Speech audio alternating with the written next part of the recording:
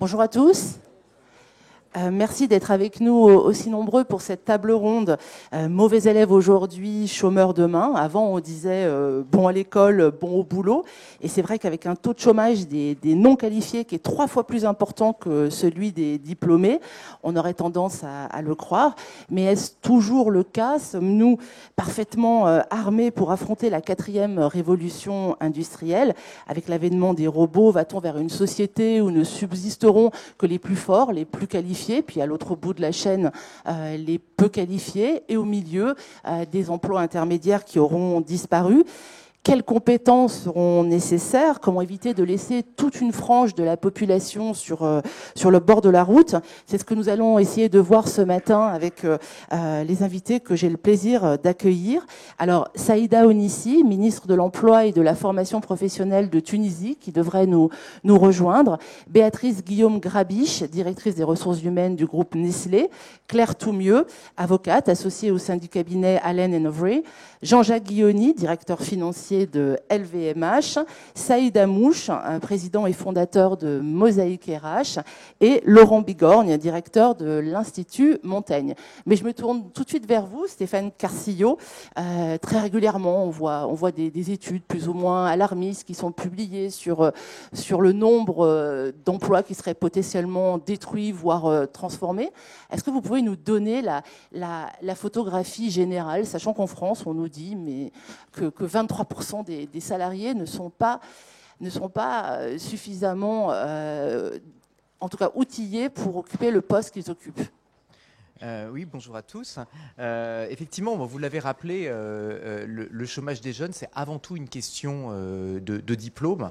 Un taux de sous-emploi des jeunes non qualifiés qui est 3 fois plus important que celui des jeunes qui ont un diplôme. Mais surtout, en fait, de grosses inégalités.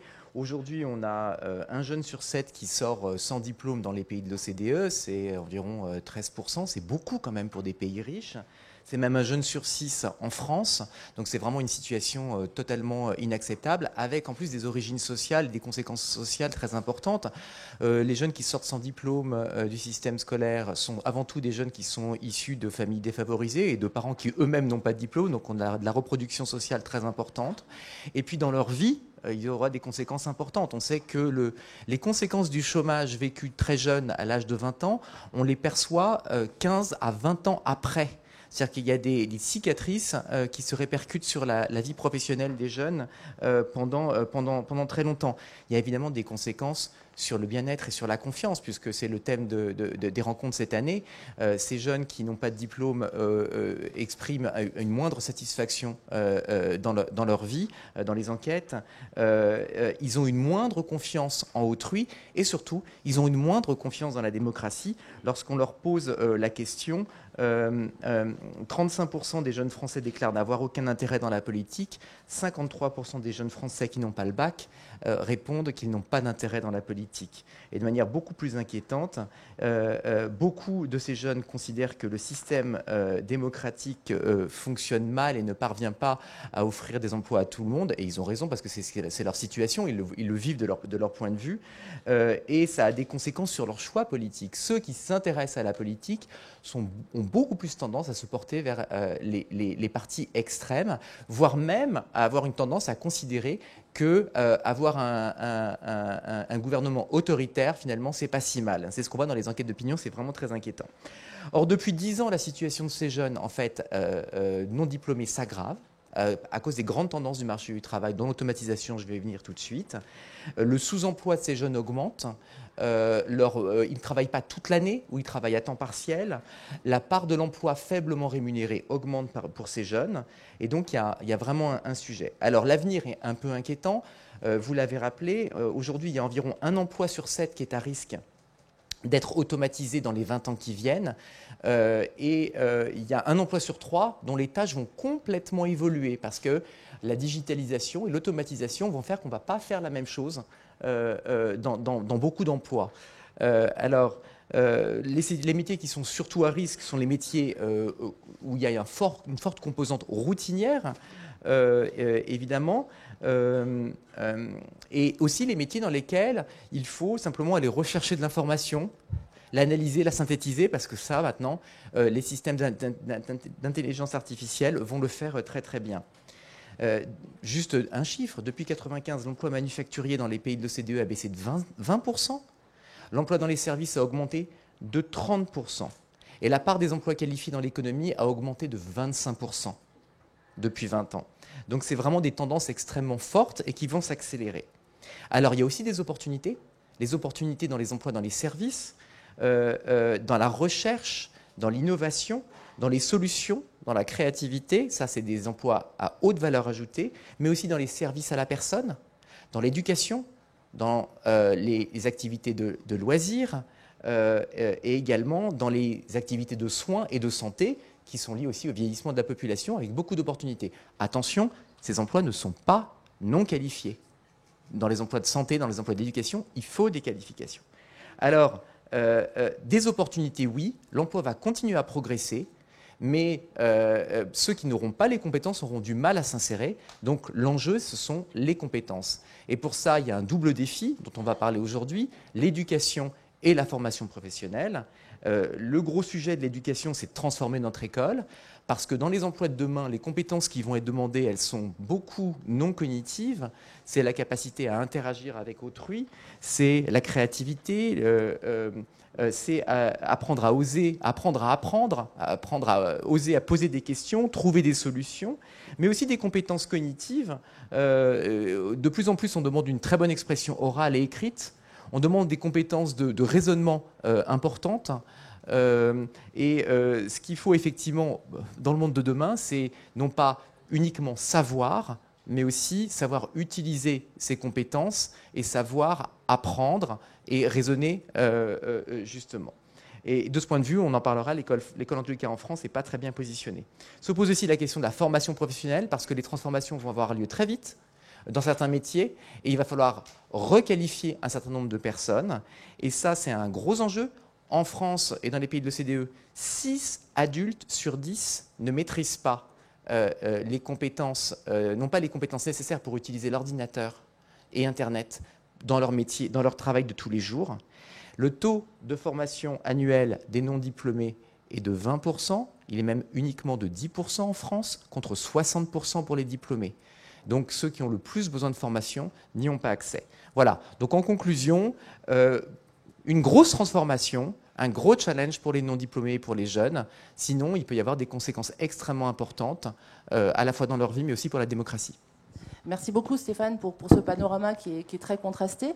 Alors Jean-Jacques Guilloni, on parle donc de cette révolution industrielle qui vient. Est-ce qu'elle est fantasmée de votre point de vue? Là, on a eu une dernière étude du Forum économique mondial qui dit qu'en fait 58 millions d'emplois seront créés. On parle de solde net. Il y a des emplois qui seront détruits, d'autres créés, mais on parle de 58 millions de postes créés. Est-ce que vous voyez cette révolution avec inquiétude chez LVMH?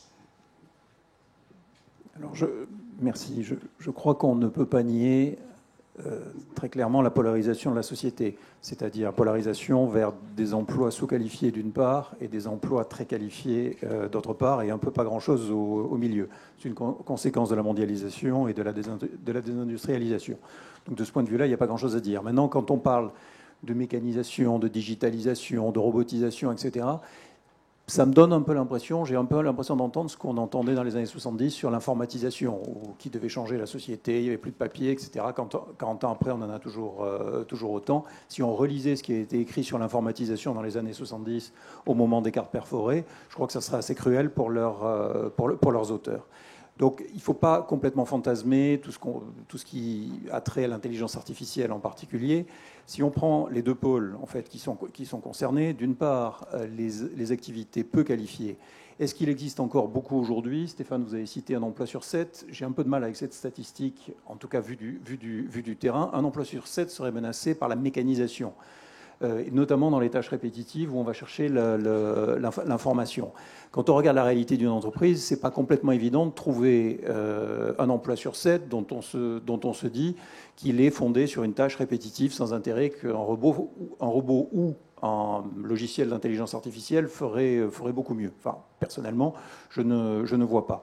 En ce qui concerne les tâches hautement qualifiées, on dit aussi que l'intelligence artificielle serait susceptible de remplacer un certain nombre de tâches qualifiées, que la menace serait là aussi à ce niveau-là, j'ai un peu de mal. Si vous regardez, prenons la finance et l'histoire des 15 dernières années de la finance, vous avez la numérisation, la digitalisation, peut-être même l'intelligence artificielle, crée des opportunités. Alors on les aime ou on les aime pas. Regardez le trading haute fréquence, très décrié par ailleurs. C'est typiquement une activité qui n'existait pas il y a une vingtaine d'années, qui n'a été rendue possible que par la rapidité des communications, la digitalisation, enfin des programmes informatiques toujours plus performants. On aime ou on n'aime pas, c'est pas le sujet, mais c'est une réalité. Donc je crois que sans fantasmer complètement l'impact de la mécanisation, la robotisation ou l'intelligence artificielle, je crois quand même qu'on est un peu dans des syndromes de science-fiction où se projeter dans l'avenir n'est pas extrêmement facile. D'accord, mais en fait, vous, justement, chez LVMH, vous voyez tout le spectre. Sandrine, si je peux juste préciser sur les chiffres que j'ai cités, sont les chiffres qui sont les chiffres de l'OCDE publiés dans le rapport sur le futur de l'emploi. Ils s'appuient en fait sur des bases de données qui ont été à la fois validées par des chercheurs dans plusieurs études scientifiques publiées dans les meilleures revues académiques et sur lesquelles on a fait un énorme travail d'actualisation. Alors évidemment, il y a d'énormes hétérogénéités selon les secteurs d'activité. Mais on s'appuie sur ce que aujourd'hui les machines sont capables de faire et le potentiel de remplacement d'un certain nombre d'emplois. Alors il y a des emplois dans lesquels il y a un petit peu de tâches routinières, des emplois dans lesquels il y en a énormément, et c'est comme ça qu'on arrive à ce chiffre de un emploi sur 7. Évidemment, il y a beaucoup d'incertitudes, vous l'avez dit, sur cet ordre de grandeur et aussi à quelle vitesse ça va arriver. Mais bon, ça s'appuie quand même sur beaucoup de recherches. C'est pas simplement du wishful thinking. D'accord, merci pour ces précisions. Mais Jean-Jacques Guilloni, alors vous voyez tout le spectre. Vous avez parlé des emplois de back-office dans la finance. Vous avez aussi des maroquiniers chez LVMH. Comment fait-on quand on passe aux solutions? Comment fait-on pour anticiper tout ça? Est-ce qu'il faut favoriser les longues formations? Enfin, comment on fait pour préparer toutes ces populations à ce choc technologique? Le maître mot, c'est la focalisation sur la réalité des besoins. L'avantage, quand on raisonne les besoins de formation et d'adaptation de la force de travail au niveau d'une entreprise, c'est qu'on sait exactement ce dont on a besoin et on sait mettre les ressources exactement à l'endroit où elles sont nécessaires. Je vous donne un exemple. On ouvre chez Vuitton à peu près un atelier par an. Un atelier, c'est environ 500 personnes. Alors, il n'y a pas que des maroquiniers, mais enfin, il y a une très grosse majorité de maroquiniers. Donc, on a besoin de former 500 personnes. On le fait dans des bassins d'emploi qui sont riches, mais qui ne sont pas particulièrement riches en termes de savoir-faire. Donc, on forme à peu près de zéro. Mais on sait focaliser les moyens sur les besoins qui sont les nôtres, et on a des stratégies relativement classiques qui consistent à faire former les nouveaux par les anciens, et ensuite une fois que les nouveaux sont dans les nouveaux ateliers, à transférer certains anciens dans les nouveaux ateliers de manière à avoir une fertilisation croisée. Bon, c'est assez basique et assez classique, mais ça ne nécessite pas des années de formation, ça ne nécessite pas des sommes absolument colossales, et ça permet surtout, et c'est le point le plus important, de faire croître notre emploi industriel en France, puisqu'on a la vocation à produire exclusivement ou quasi exclusivement en France, à partir de moyens qui sont extrêmement focalisés sur les besoins qui sont les nôtres. Par exemple, former un maroquinier, ça prend combien de temps? Ça prend, selon son niveau de connaissances préalables, ça peut prendre entre 3 mois et 9 mois. Alors, il n'est pas, au bout de 9 mois, complètement au même niveau que des maroquiniers chevronnés, mais il peut être intégré dans une équipe où des maroquiniers chevronnés vont lui permettre de continuer à progresser. Donc c'est bien ça le point important, c'est d'être capable de faire progresser les gens aussi, une fois qu'ils sont dans un emploi permanent. Très bien. Et Stéphane mentionnait quand même le cas des gens qui sont les plus éloignés de l'emploi, qui ne maîtrisent pas du tout les technologies, qui ne maîtrisent pas l'ordinateur. Comment fait-on pour donner une seconde chance à tous ces gens qui sont en dehors du système, les fameux NEET dont on parle aujourd'hui? Ça, c'est tout le problème de la formation professionnelle. Je ne suis pas un expert de ce sujet. Ce qu'on peut en dire, vu de l'extérieur, c'est que c'est un sujet, c'est un maquis. La lisibilité des systèmes de formation professionnelle est assez faible. Les moyens qui y sont alloués, je crois, sont assez colossaux. On parle de plus de 30 milliards, ce qui est quand même la moitié ou presque du budget de l'éducation nationale. Donc on parle de moyens tout à fait considérables, mais avec une lisibilité très faible. Je crois que tout le monde lit à peu près le fonctionnement de l'éducation nationale. Si on demande à chaque personne ici, et pour commencer par moi, comment on pourrait décrire et lire le système de formation professionnelle, je pense que les réponses sont un peu plus évasives. Donc c'est je crois, le sujet principal. Alors, Claire Toumieux, je vous pose la même question qu'à Jean-Jacques Guilloni. On parle souvent de la profession d'avocat, elle est souvent citée avec les legal tech, tous ces algorithmes qui vont changer votre métier. En gros, est-ce que vous allez disparaître, Claire? Non, bien sûr.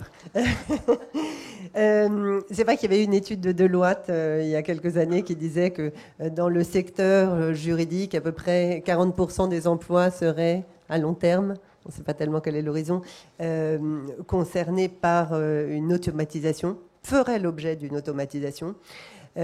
Aujourd'hui, on voit que les conclusions sont plus nuancées, en tout cas s'agissant des avocats. Je pense qu'on va assister surtout à une certaine transformation. C'est vrai que chez Allen et Overy, on a une assez bonne idée de ce que sont les legal tech. On est rentré dans le sujet depuis déjà plusieurs années.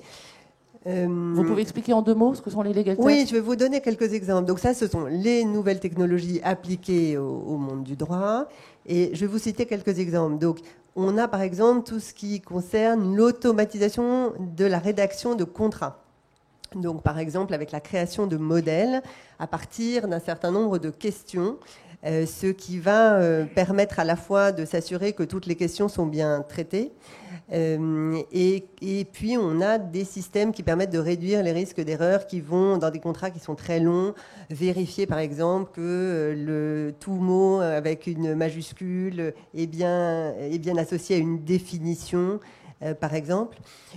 On a aussi tout un certain nombre d'outils qui permettent de limiter le travail de coordination dans d'assez gros projets, notamment lors d'audits d'acquisition ou d'acquisition plus généralement, avec des plateformes où on va avoir une harmonisation des processus permettant de limiter ce travail qui est souvent assez long en pratique, qui consiste à vérifier que chacun a bien utilisé des termes harmonisés, qui consiste à vérifier que il n'y a pas qu'on rentre dans un format qui est donné, il n'y a pas un degré de détail qui est assez qui est le même pour tous, par exemple. Et dans ces plateformes, on va aussi avoir un historique de la négociation. C'est-à-dire que c'est ce qui va permettre, par exemple, lorsque un auditeur va avoir repéré un sujet dans une due diligence, dans un audit particulier, ça va soulever une alerte qui va pouvoir être prise en compte, par exemple, par le négociateur du contrat. Et ensuite, dans la négociation, on va avoir également un historique de la négociation qui va être acté dans la plateforme et qui permettra de savoir plusieurs années après pourquoi telle clause a été rédigée comme ça. Donc voilà un autre exemple. Et puis aussi, très important, tous les legal tech qui sont appliqués qui sont appliqués au big data, avec 2 exemples essentiels. C'est vrai que, et Denis Chemla qui est là pourra témoigner, dans des investigations importantes, dans des contentieux et des arbitrages, on a de plus en plus une quantité invraisemblable de données à gérer, à revoir, et ces legal tech permettent finalement de réduire, avec un système de mots-clés, le nombre de documents, va mettre par priorité, va sortir en priorité un certain nombre sur des milliers de documents, va pouvoir sortir les éléments pertinents que les avocats vont pouvoir revoir en priorité. Donc, finalement, c'est tous ces outils, et je citerai aussi la justice prédictive, parce que ça, c'est un point évidemment que tout le monde qui requiert beaucoup d'attention. La justice prédictive, c'est quoi? C'est finalement une analyse des décisions de justice qui permettrait à terme, parce que c'est encore en cours, et puis Stéphane pourra nous dire à quel point c'est un travail qui peut être utile, qui permet d'analyser des décisions de justice et de donner plus de prévisibilité quand on fait une analyse de risque, qui va être un outil assez précieux et qui permettra même de dire si telle ou telle juridiction donne des dommages et intérêts plus importants que telle autre. Donc finalement, on le voit que ces outils aboutissent à une véritable transformation. c'est pas la fin du métier de l'avocat parce que, en fait, ce sont des aides pour les avocats et qui vont pouvoir se concentrer finalement sur le travail le plus qualitatif et celui qui correspond le plus à leur formation, c'est-à-dire un travail d'analyse et puis le travail de conseil aux clients. Mais alors, comment on sait que les cabinets anglo-saxons ont une longueur d'avance en matière de formation. Comment êtes-vous formé à tout ça, à tous ces outils d'aide? Alors c'est vrai qu'on observe aujourd'hui une différence, oui, entre les cabinets anglo-saxons, pas simplement parce que les cabinets français, pas simplement parce que ces outils de legal tech sont nés au départ aux États-Unis, et donc le monde anglo-saxon avait pris de l'avance, pas simplement parce que je pense qu'il y a une approche assez différente de la formation entre les cabinets anglo-saxons et les cabinets français, ce que l'on voit, puis bon, moi j'ai connu 2 types de structures, donc je peux bien en parler. C'est vrai que dans les cabinets français, on a souvent, je ne généralise pas bien sûr, mais on a souvent pensé que ce qui était important, c'était la formation au quotidien. Bien sûr, la formation au quotidien est importante, mais ça compte aussi énormément de développer un certain nombre de capacités, ce que font les anglo-saxons avec quand même des moyens qui sont importants. Moi, j'ai tous les ans plusieurs personnes de mon équipe qui vont à Londres passer une semaine pour se former sur des sujets comme comment gérer un client difficile, comment gérer une situation compliquée, comment on fait pour garder toujours l'écoute, comment justement donc c'est développement de qualités personnelles, comment se créer aussi un réseau. Tout ce type de questions sont vraiment appréhendées dans des cabinets anglo-saxons, pas encore réellement, je trouve, dans les cabinets français. Et si on sort de la sphère juridique et des cabinets d'avocats, est-ce que vous avez le sentiment aujourd'hui qu'en France, les entreprises forment suffisamment les salariés? Est-ce que, par exemple, on a un dispositif, le compte personnel de formation, est-ce qu'il est suffisant pour vous pour affronter tous ces défis? Alors, la réponse est non. Pour moi, il n'est pas suffisant.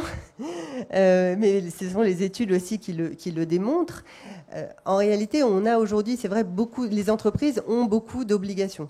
Elles ont une obligation reconnue, ça a été développé par la jurisprudence. La jurisprudence estime qu'un employeur qui ne forme pas ses salariés est responsable d'un préjudice distinct, particulier, et que le salarié peut faire valoir en justice. Et je vous donne un exemple. Il a été jugé, par exemple, il y a quelques années, qu'une secrétaire d'un horloger qui n'avait pas été formée qui n'avait pas reçu de formation depuis 7 ans, était éligible à un dommage d'intérêt distinct. Et il y a beaucoup d'exemples maintenant en jurisprudence. C'est vraiment une jurisprudence qui s'est développée. Bien sûr, la jurisprudence dit aussi que lorsqu'on n'a pas formé son salarié, on ne peut pas le licencier pour insuffisance professionnelle. Ça tombe un peu sous le sens. Mais il y a évidemment, en dehors de cette jurisprudence, des obligations qui sont légales dans le Code du travail, le plan de formation, et surtout un point qui est très important, qui est la gestion prévisionnelle des emplois et des compétences. Et ça, avec une obligation de négocier tous les 3 ans, voire 4 ans si on a trouvé un accord. Et ça, c'est très important parce que c'est ce qui fait que normalement, dans les entreprises, devraient établir un diagnostic des compétences actuelles et des compétences de demain et réellement se donner les moyens de former leur personnel pour atteindre ces objectifs. Or, ce que l'on voit, en tout cas comme avocat de droit social, c'est que finalement les accords qui sont signés sont souvent, là encore, je ne veux pas généraliser, mais sont souvent assez peu ambitieux, enfin ont un contenu qui n'est pas très riche, avec une analyse qui n'est pas réellement poussée. Et souvent, c'est vécu au sein des ressources humaines comme plutôt une contrainte. C'est pas toujours un sujet dont se saisissent vraiment les dirigeants au plus haut niveau de l'entreprise, alors qu'il est réellement stratégique. Très bien. Alors, Béatrice Guillaume-Grabisch, vous avez un regard plus international. Est-ce que vous voyez, un peu comme Jean-Jacques Guilloni et Claire Toumieux, ces outils comme des aides à la décision? Est-ce que vous êtes assez optimiste sur l'avenir? Oui, c'est vrai qu'en tant que Française habitant à l'étranger, on a un regard peut-être un petit peu différent et on a envie de donner un peu un zeste d'optimisme à ce cocktail français qui a pourtant tellement de possibilités. Alors je vais peut-être articuler ma réponse autour de 4 points. La première chose, c'est effectivement gérer la transition sans peur. La deuxième chose, ce sont les opportunités. La troisième, ce sont les solutions qui existent déjà à l'étranger et dont on peut s'inspirer aussi en France. Et enfin, quelle est l'importance du partenariat, j'allais dire, privé et public, et ce que font les sociétés, et peut-être aussi deux, trois exemples comme Nestlé. La première chose, je crois que la peur qui est en France est énorme, est un frein par rapport à beaucoup de choses. Et c'est vrai qu'il y a beaucoup de sources, et je suis complètement d'accord avec tous les chiffres qui sont cités. Ce qui m'ennuie chaque fois, c'est qu'on cite chaque fois les chiffres qui sont négatifs. C'est-à-dire combien d'emplois qui disparaissent, mais on n'écrit jamais combien d'emplois apparaissent. Et ainsi de suite. Donc c'est pour ça que je dis cette espèce de peur fait un contexte qui n'est pas favorable, j'allais dire même à trouver des solutions.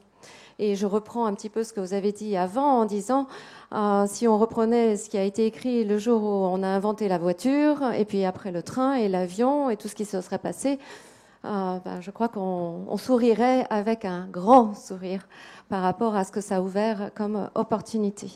Alors ça amène effectivement au thème aussi, lorsqu'on dit gérer la transition, c'est pas seulement la formation, mais aussi le thème de reskilling, et on peut revenir dessus.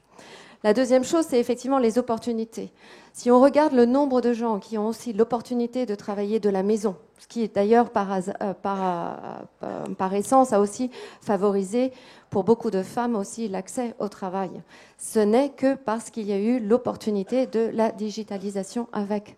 Et l'automatisation enlève une partie des tâches, j'allais dire, répétitives et qui n'ont pas toujours eu l'attrait d'ailleurs de beaucoup d'employés pour permettre de pouvoir se focuser sur d'autres éléments. Alors effectivement, on se dit, mais comment dans ce cas-là répondre à cette situation? Et on arrive à la question, quelles sont les solutions?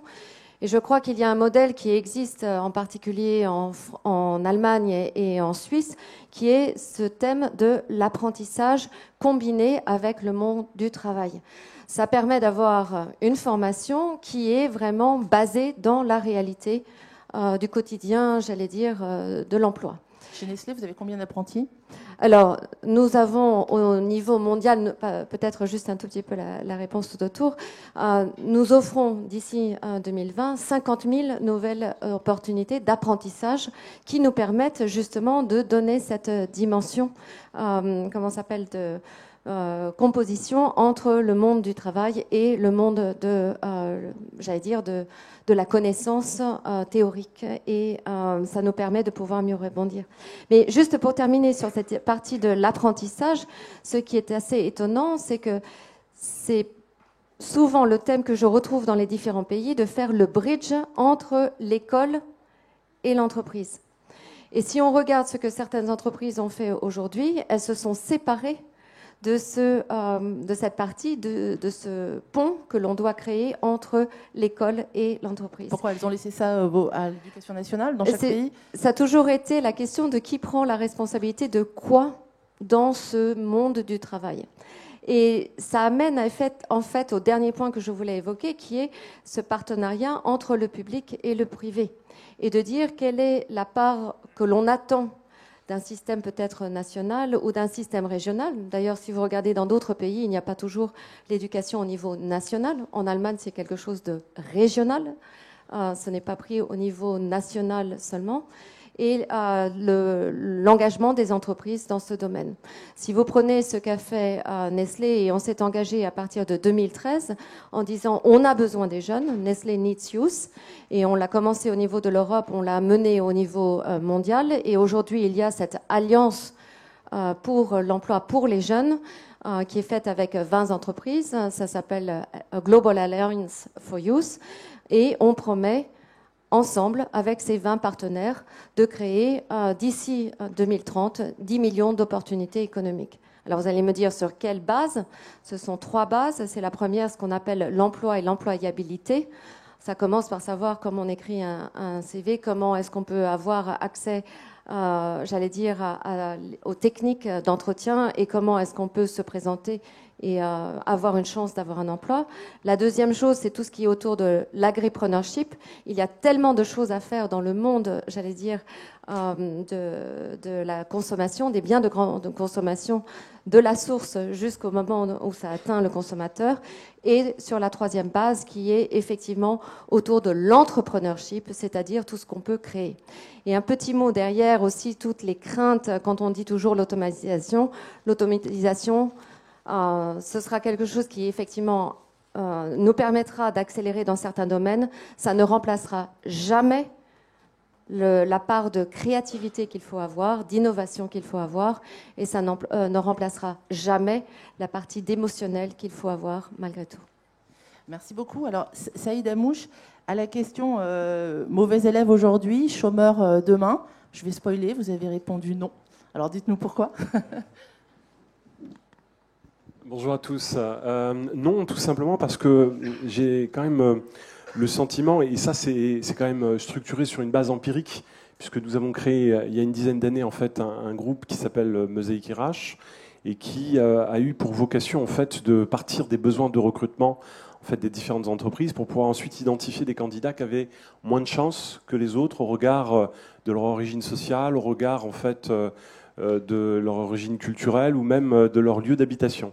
Et donc ce qu'on a constaté en 10 ans, c'est que finalement, sur la question de la lecture de ce qu'est un mauvais élève, on s'est très vite rendu compte en fait que le système éducatif en fait n'était pas adapté à tous. Mais c'est pas grave. C'est-à-dire qu'à un moment donné, on a créé en fait une super machine qui s'appelle l'éducation nationale, qui est capable de standardiser des programmes, qui est capable de pondre en fait un certain nombre d'enseignements pour pouvoir tirer une masse.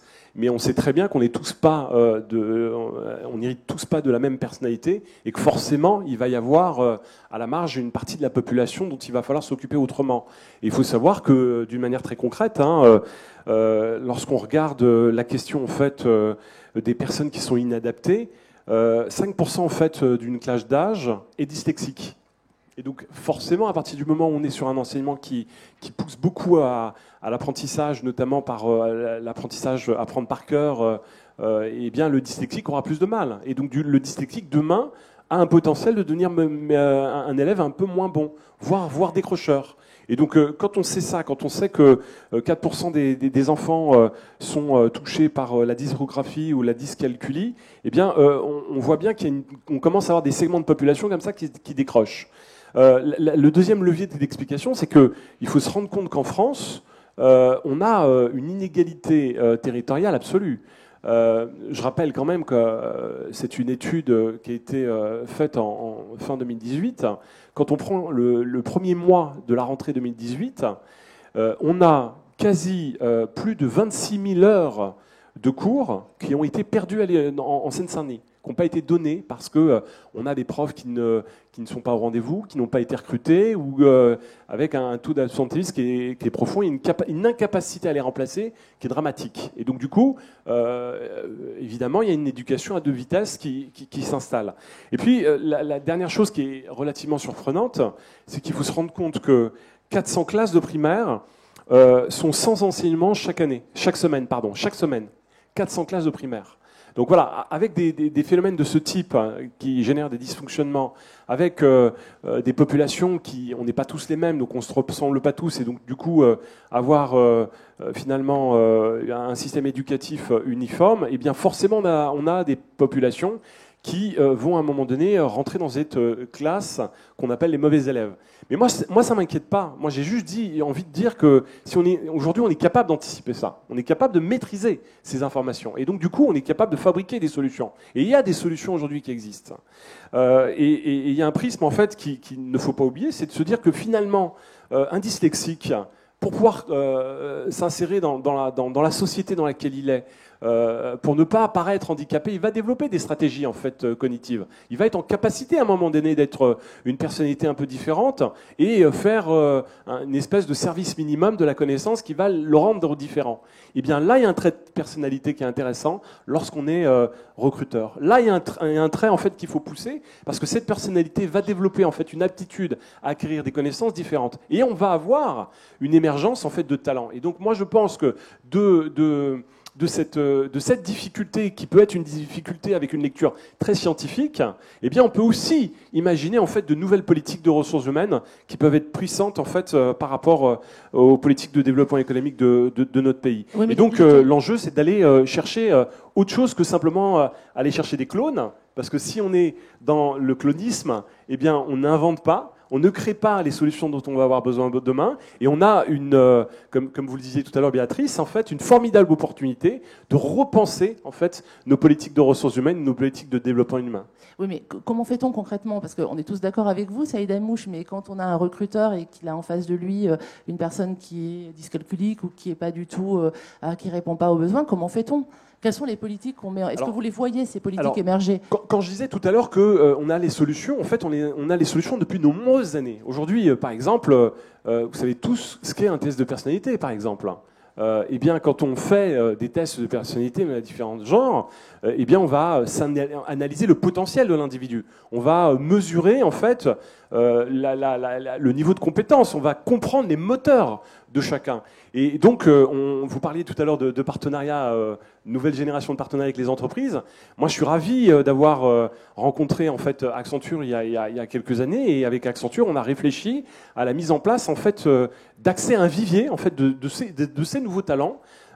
Et ces viviers sont qualifiés en fait sur la base de tests de personnalité. Donc on propose à tous les jeunes qui ont moins de chances que les autres d'avoir de nouvelles opportunités en s'identifiant et en pensant des tests de personnalité. Ça nous permet de référencer en face une base standard d'informations. Et ces informations-là, en pluguant en fait un algorithme de matching, on les connecte directement sur la base de recherche sémantique avec des opportunités marché. Donc on a un partenariat intelligent avec Sanofi par exemple et Accenture. Sanofi publie ses offres. On a aujourd'hui 800 offres qui sont matchées avec des bases de candidats qui ont moins de chances que les autres, mais qui ont un potentiel énorme.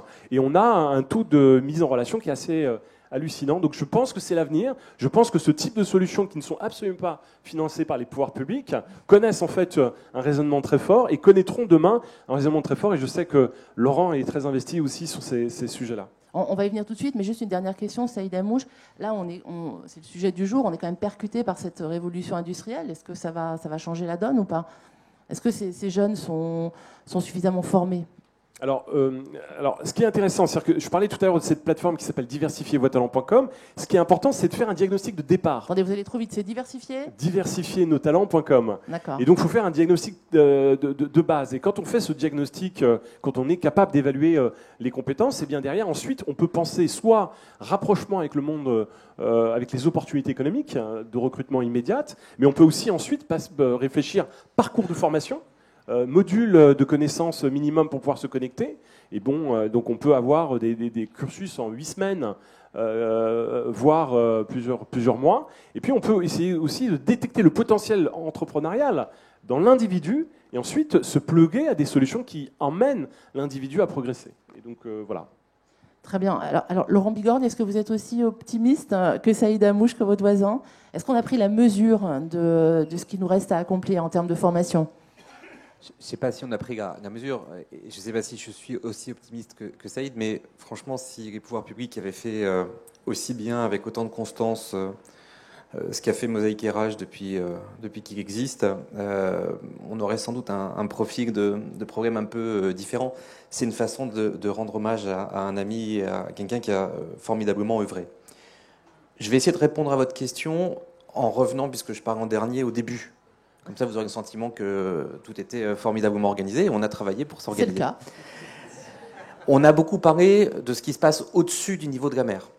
Ce qui se passe au-dessus du niveau de la mer, c'est ceux qui, au fond, sont diplômés, c'est ceux qui, au fond, sont insérés, c'est ceux qui vont être exposés aux changements rapides, parfois traumatiques, mais normaux, ça fait partie de la vie, sur le marché du travail. Il faut s'arrêter un instant à ceux qui se trouvent au-dessous du niveau de la mer. Cette part immergée et qui, en réalité, n'affleure à nos consciences que quand elle s'invite dans le débat public de façon violente, tonitruante ou problématique pour la démocratie.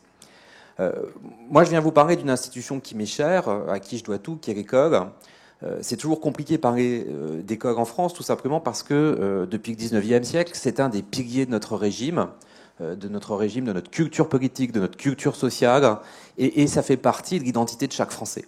On a tous un lien particulier à une école communale, à un instituteur ou à un professeur des écoles, et il y a énormément d'enseignants dans ce pays, donc évidemment, cet effet démographique fait que dans chaque famille, à un moment ou à un autre, on a croisé la route d'un professeur des écoles ou un instituteur ou presque. Donc cette réalité, c'est une réalité formidable, et en même temps, elle vient parce que les faits sont têtus, butés sur des faits réels qui vont nous empêcher justement d'aborder les frontières technologiques qui sont aujourd'hui celles que vous avez marquées les uns les autres, qui sont là. Et on va venir buter sur ces frontières parce qu'une une trop large partie de la population ne va pas pouvoir monter à bord. Comment peut-on parler d'adaptation d'un pays comme le nôtre aux enjeux des écosystèmes d'intelligence artificielle quand nous sommes devenus en 2015, quand on regarde les enquêtes internationales sur les niveaux des petits Français en mathématiques, le plus mauvais pays de l'Union européenne? Le plus mauvais, le dernier.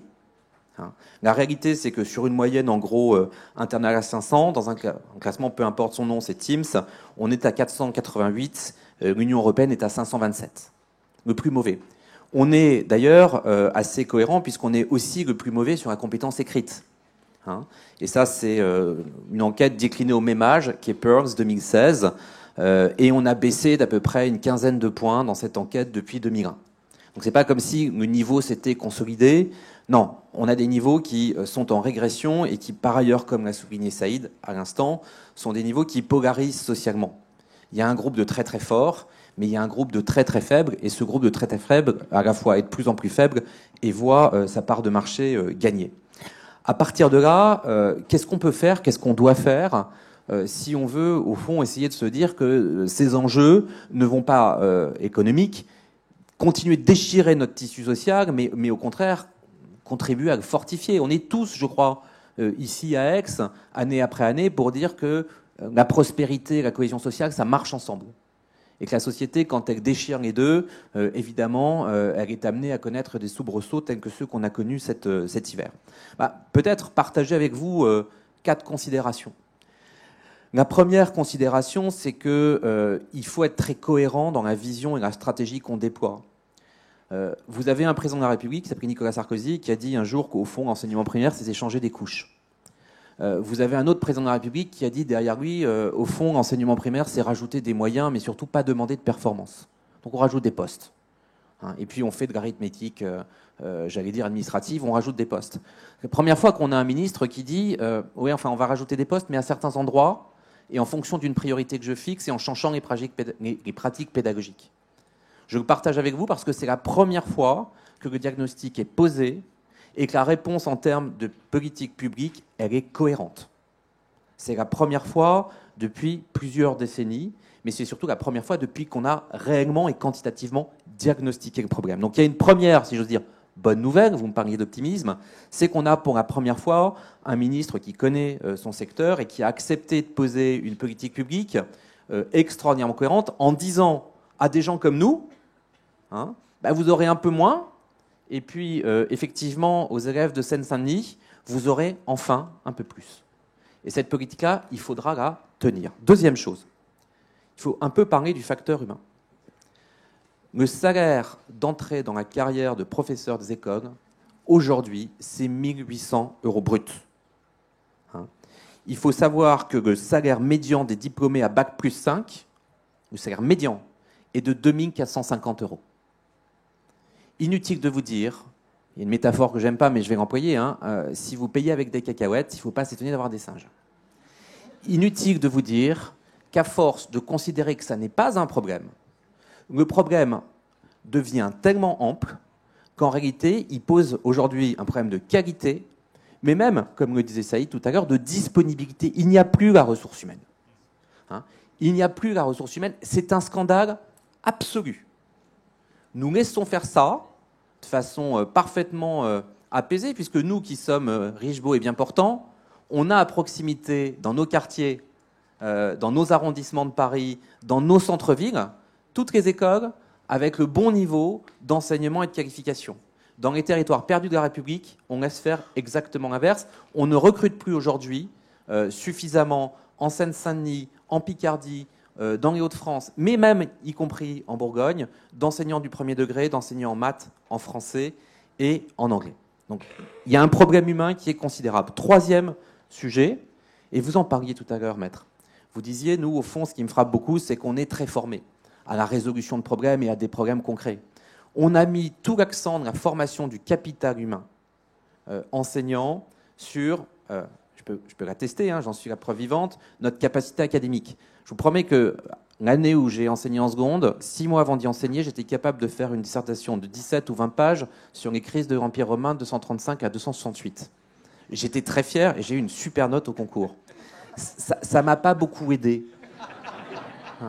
Pour ma première rentrée, quand je me suis retrouvé face à une trentaine de gamins de 15 ans.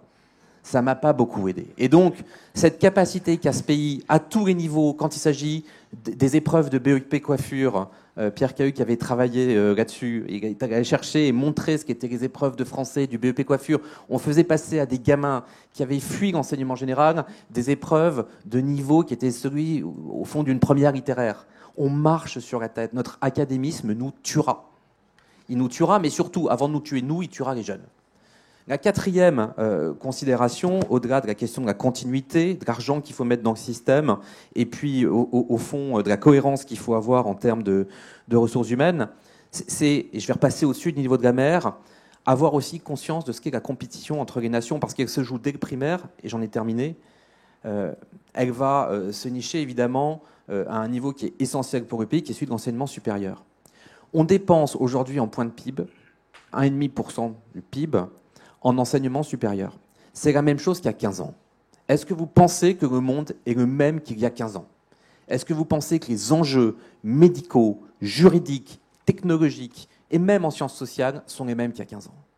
On n'a pas réinvesti. À aucun moment. Et on est aujourd'hui à la moitié de ce que font les Coréens du Sud, à peu près à la moitié de ce que font les Américains ou les Canadiens. Eh bien, pour la moitié, on aura la moitié. Il faudra aussi être très cohérent, c'est qu'on peut vivre avec 33% de revenus de transfert, 7 points ou 6 points au-dessus de la moyenne de l'Union européenne, et avec 1,5% de dépenses en matière d'enseignement supérieur, on aura à 10 ou 15 ans la société qui va avec. Et donc je pense qu'à un moment ou à un autre, il faut aussi avoir le courage d'affronter à l'échelle macro et micro les choix. L'intelligence artificielle, c'est formidable. Si on ne se donne pas les moyens de reconstruire le système et de se poser, nous, collectivement, les questions en termes de choix publics, y compris pour revoir parfois des situations de rente ou parfois des situations dont nous tous ici, nous vivons bien parce qu'on fait partie du premier quintique de la société française, on aura à un moment ou à un autre, et sans doute avant que le réchauffement climatique nous ait atteint, des problèmes beaucoup plus brûlants à régler. Merci beaucoup, Laurent. Alors, Laurent a été le seul à parler d'argent et c'est parfait parce que c'était la question que je voulais vous poser avant de vous passer à vous la parole. Est-ce qu'il faut investir davantage ou bien c'est aussi, parfois, est-ce que c'est une allocation de moyens? Stéphane, si vous voulez tous répondre rapidement à cette question, est-ce qu'il faut investir davantage?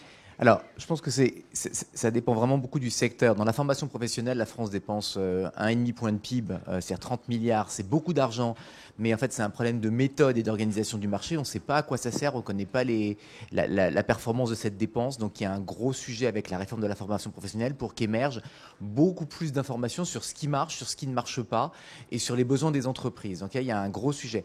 En matière d'éducation, comme Laurent vient de le rappeler, là il y a un gros sujet d'investissement parce que les professeurs sont 2 fois mieux payés en Allemagne. Mais il faut quand même le signaler. Ça pose un énorme problème de sélection des enseignants et évidemment ensuite de motivation dans l'investissement.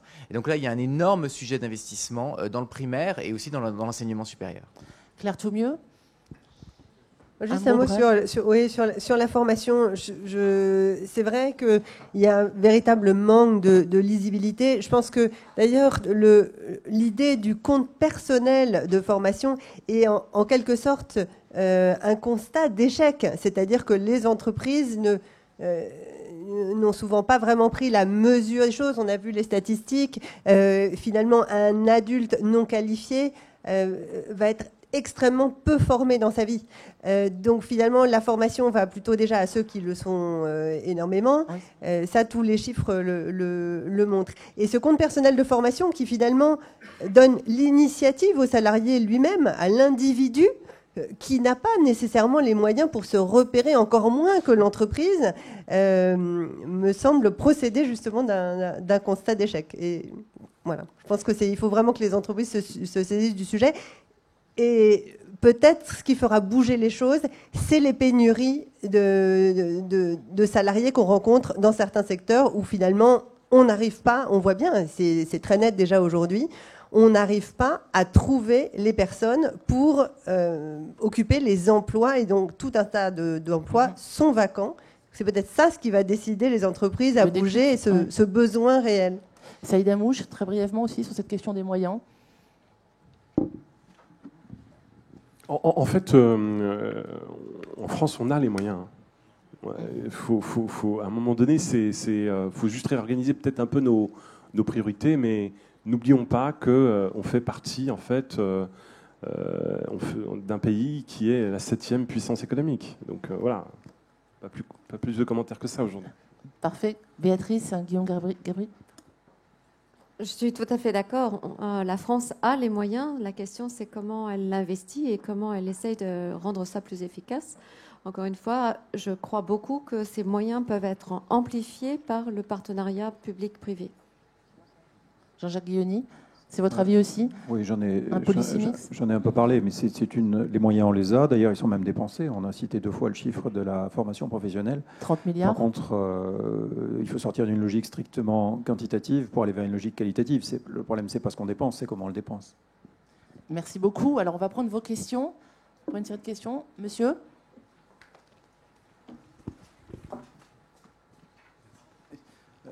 Bonjour. Je suis un professeur en retraite, donc Parlez près. Je voulais faire 2 remarques à vous, messieurs. La première, parce que je l'ai entendu beaucoup tout au long de ces journées, le leitmotiv « il faut apprendre à apprendre ». Pour moi, c'est une catastrophe. Je m'entends apprendre à apprendre à un certain niveau. Apprendre à apprendre en primaire, au collège. Il faut nourrir les gamins, il faut leur apprendre des choses. Ça, c'est la première.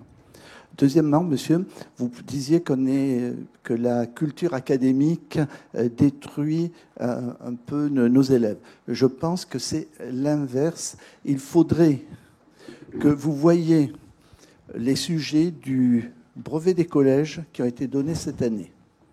Mon petit-fils le passe, je suis effaré. En 40 ans d'enseignement et de post-enseignement, il y a une chute complète. Ce n'est pas de l'académisme. On ne cultive pas l'esprit critique et on ne leur donne aucune connaissance. C'est absolument effrayant. Je vais répondre en 2 mots parce que c'est assez fondamental. D'abord, moi, j'ai jamais parlé d'apprendre à apprendre. Je suis le chantre des fondamentaux et de l'apprentissage des fondamentaux en primaire. Et franchement, il y a une irresponsabilité syndicale qui, si on l'appliquait dans le champ de la médecine, conduirait un certain nombre d'organisations de médecins à dire qu'il ne faut plus vacciner quand on regarde ce que produisent les syndicats d'enseignement du premier degré aujourd'hui, tellement on est dans la pensée magique et coupable. Entendez-moi bien, je déplore dans la formation des enseignants le fait qu'on n'ait pas, à un moment ou à un autre, envisagé qu'il pouvait être utile de leur apprendre de développer chez eux un certain nombre de qualités personnelles. Moi, je suis pour qu'on recrute les gens au plus haut niveau. Je ne remets pas du tout en cause le recrutement à Bac+5. Je dis juste que focaliser tout l'effort en termes de ressources humaines sur une seule des compétences et pas sur les autres est un drame. Et puis, j'en ai terminé. 2e sujet, il y a des gamins qui ont choisi de quitter la formation générale. Ça ne leur convenait pas. Ils s'y ennuyaient. Ils n'y arrivaient pas. Et par ailleurs, la formation générale a fait peu d'efforts parfois pour aller les chercher. Eh bien, pourquoi leur réimposer, dès lors qu'ils sont entrés dans la voie professionnelle, les mêmes stigmates ou les mêmes problématiques que celles de la formation générale? C'est là où j'ai du mal à comprendre. Stéphane Quincio, vous voulez... J'ai pas parlé du brevet, monsieur. J'ai vraiment parlé de la formation professionnelle. Oui, la formation professionnelle. Regardez ce qu'on leur demande et vous changerez d'avis. C'est assez pitoyable. Hein. Ça n'a aucun rapport avec un cours de première. Hein. On va peut-être prendre deux autres questions. Alors, madame.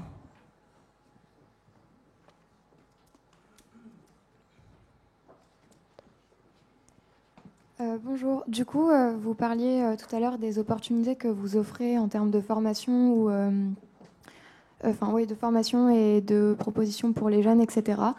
Mais il y a énormément de personnes qui ont eu leur bac ou des choses comme ça et qui ne retrouvent pas d'emploi. Et à côté, il y a des personnes qui sont en décrochage scolaire depuis très longtemps. Donc, je pense que vous allez plutôt recruter des personnes qui ont un bac que ceux qui ont été en décrochage scolaire. Dites-moi si je me trompe. Du coup, quels sont vraiment vos critères de sélection et comment faire pour intégrer ces personnes qui ont été en décrochage depuis de nombreuses années, alors qu'il y a d'autres personnes sur le marché de l'emploi qui sont plus qualifiées? Alors, Saïd Amouche. Merci. Alors, je vais illustrer en fait mes propos par une expérience très pragmatique. Il y a 5-6 ans, on a rencontré une personne qui avait monté une structure qui s'appelait Zubdeco, et c'était un ancien start-upper qui avait vendu sa boîte et gagné beaucoup d'argent, et qui s'était rendu compte dans les années 2000 qu'il allait y avoir un besoin colossal de web de développeurs. Et en fait, son truc, c'est qu'il avait monté sa start-up, qui avait bien marché, et ce qui s'est passé, c'est que en fait, c'était un autodidacte à la base. Et donc il s'est dit, moi ça m'intéresse de réfléchir à comment on imagine un parcours de formation qui va permettre en fait à tous ceux qui n'ont pas le bac de pouvoir en fait apprendre les bases du code, et parce qu'il y a un besoin marché. Et donc il est venu voir nous pour essayer de voir si on pouvait trouver ces publics-là. Le travail qu'on a fait en tant que cabinet de recrutement, c'est plus de 6000 candidats qu'on a placés en 10 ans. Et ce qui s'est passé, c'est qu'ensuite on a été voir ensemble une école de formation qui s'appelle l'Epitech. Et donc ensemble, on a construit un parcours de formation, on a identifié les jeunes, et ces jeunes qui n'avaient pas de diplôme sont rentrés dans un programme. Au bout de 12 mois, ils ont fait un stage de 6 mois, et le salaire moyen de la première promotion, c'était 3 000 € net. Cette expérience a été dupliquée ensuite à Lyon, et le sponsor en fait, de cette initiative, c'était Niel, et il est reparti de cette expérience pour créer l'école 42. Alors, Béatrice et Jean-Jacques, est-ce que vous ne recrutez que les meilleurs chez Nestlé, chez LVMH? Alors, on est loin de recruter les meilleurs dans le sens de les notes ou les diplômes ou ainsi de suite. Je crois que ce qu'on regarde aujourd'hui, c'est beaucoup plus l'agilité des personnes. Et je crois que c'est quelque chose qui permet de beaucoup plus comprendre quel est non seulement le potentiel du candidat aujourd'hui, mais aussi ce qu'il va pouvoir faire dans l'entreprise au fur et à mesure des années. L'agilité, d'ailleurs, c'est très lié à la curiosité. Et si vous regardez la curiosité, on l'a tous eu au moment de la naissance. Tous. Un bébé ne survit pas sans curiosité. Donc c'est quelque chose qui peut être pour tout le monde et développé et renforcé et ainsi de suite. Et c'est ça qu'on regarde aussi beaucoup chez nos candidats. Deuxième chose, parce que c'est toujours la question de dire oui, alors on prend des grands diplômés et ainsi de suite. On a des programmes qui sont pour des postes ou des formations qui sont très proches, j'allais dire, de notre monde, du café, du monde culinaire et ainsi de suite. Il s'appelle ce qu'on appelle Yokuta. Yokuta, c'est Youth Culinary Talents. D'accord ? Yokuta. Ça sonne en plus un peu plus moderne. Et ça aide quoi ? Ça aide à ce que les personnes puissent rentrer dans le monde du culinaire, d'être des apprentis cuisiniers, d'être des apprentis chefs cuisiniers, parce qu'ils vont avoir le côté de la création, mais aussi de la discipline, de la cuisson et de la façon de faire le service dans un monde, j'allais dire, de la gastronomie et du service pour pouvoir enthousiasmer les consommateurs. Donc vous voyez que vous avez une grande échelle de possibilités dans une entreprise, en faisant des choses qui sont proches, effectivement, de ce que nous connaissons. Très bien. Jean-Jacques ? Je vais avoir du mal à ne pas dire plus ou moins la même chose. C'est vrai que quand on recrute des maroquiniers ou des personnels de vente en magasin, on ne se fixe pas sur les compétences, sur les acquis académiques, mais bien évidemment sur la personnalité, la flexibilité, l'agilité des personnes à partir de tests de personnalité. Donc je crois que c'est le point le plus important. On va prendre la dernière question, madame. Je suis désolée. Oui, vous avez tous parlé du fait qu'on arrivait à aiguiller les personnes qui se mettaient sur des plateformes ou qui sont dans le système de l'école, mais La question que j'aimerais vous poser, c'est comment on fait pour leur donner, pour donner à ceux qui se manifesteraient peut-être pas au départ, le désir d'apprendre et la confiance en soi. Est-ce que au départ, justement, les enfants, la plupart du temps, apprennent parce que dans le regard de l'autre, des parents, il y a quelqu'un qui croit en eux. Ça se retrouve dans les métiers dont Jean-Jacques a parlé, sur le fait d'avoir quelqu'un qui vous apprend, etc., et qui en fait a une motivation à ce que vous appreniez. Comment on fait pour trouver pour donner ce ressort-là, le ressort intérieur, en fait, pour que ceux qui ont décroché aient envie et confiance en eux? Stéphane Garcillo. On va se partager les micros.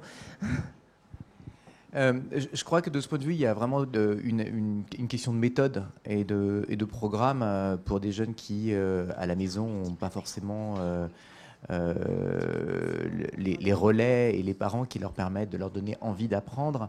Pour ça, il faut adapter les méthodes et dans certains cas, pour des jeunes qui sont vraiment très détachés de l'école, il faut leur proposer des programmes alternatifs. Ça existe, ça a été testé. Il y a des programmes qui permettent de recréer de la motivation, soit directement à l'aide de programmes plus créatifs, soit des classes spéciales, soit des programmes sportifs qui recréent de la motivation pour aussi aller à l'école. Donc il y a toutes sortes de programmes qui existent, on les a identifiés, ils ont été évalués. La difficulté que rappelait Laurent, c'est comment est-ce qu'on les intègre, et on a une stratégie autour de ces programmes et comment on les intègre au curriculum standard de l'école. Le deuxième point par rapport à ça, c'est qu'en fait il faut aussi parfois des moyens pour identifier les jeunes qui sont en risque de décrochage. Dans des pays comme la Norvège ou la Finlande, il faut savoir qu'en fait il y a des enseignants volants qui se promènent de classe en classe et qui identifient les jeunes qui ont un risque ou qui sont un peu en retard, soit pour les aider au moment où ils ont ces difficultés à avoir un soutien supplémentaire, soit pour aller leur proposer des activités en parallèle pour leur éviter le décrochage ou renforcer leur motivation. Ça, c'est des moyens supplémentaires et je crois que c'est vraiment important de garder ça en tête pour ces jeunes qui sont à risque. Laurent Bigorne, vous avez le mot de la fin. Oui, d'un mot. Le meilleur prédicteur en éducation, c'est effectivement l'ambition. C'est l'ambition portée par le milieu familial et c'est l'ambition portée par la communauté scolaire. Alors ça se décrète pas, parce que l'ambition et la confiance, qui est le thème des journées d'Aix, ça se crée dans le temps. Mais je pense qu'on peut être beaucoup plus malin qu'on ne l'est déjà. Et effectivement, il y a quantité d'expérimentations qui fonctionnent. Moi, je m'occupe d'une association en ce moment qui est en train de proposer à des jeunes sortis de Polytechnique, d'HEC, de Sciences Po, à raison d'une formation très très forte, d'aller enseigner pendant 2 ans au titre de leur premier job dans des collèges de Seine-Saint-Denis ou même de cette académie, puisqu'on a signé un partenariat ici. Et là, vous portez tout de suite aussi un niveau d'ambition, pas pour aller stigmatiser les enseignants qui sont là, mais au contraire pour renforcer les équipes. Et puis, il faut aussi faire confiance, indépendamment de l'ambition, à la main invisible du marché. C'est toujours difficile de parler de ça quand on parle d'éducation, mais je suis volontairement provocateur. Je suis convaincu qu'il ne serait pas impossible de voir assez bientôt qu'un des plus gros contributeurs à la bonne maîtrise de l'anglais par les petits Français s'appelle Netflix. Tout simplement parce que, assez subitement, la question de la version originale sous-titrée ne se pose plus. Alors, ça vous a l'air de rien. C'est sans doute, selon les chercheurs, une des voies d'explication du bon niveau de la population néerlandaise en anglais. Il n'y a pas d'industrie de la traduction aux Pays-Bas. Si c'est vraiment vrai, si cette hypothèse se vérifie, je pense que l'injustice aujourd'hui criante qui consiste à dire à un gamin, puisque toi tu es dans le Loir-et-Cher, tu n'as pas de classe européenne, mais en revanche, si tu es à Versailles ou à Saint-Germain-en-Laye, tu pourras suivre des cours en anglais, il faut se poser la question de savoir comment on y met fin. Et une des façons d'y mettre fin, ça passe aussi par le digital. Et je pense que de ce point de vue-là, on est beaucoup trop mou, on n'est pas assez innovant, on n'investit pas assez d'argent, on ne tente pas assez. Eh bien, on verra ça sur nos enfants. Merci beaucoup à vous tous pour la qualité de vos interventions. Merci beaucoup à vous et bonne rencontre économique d'Aix.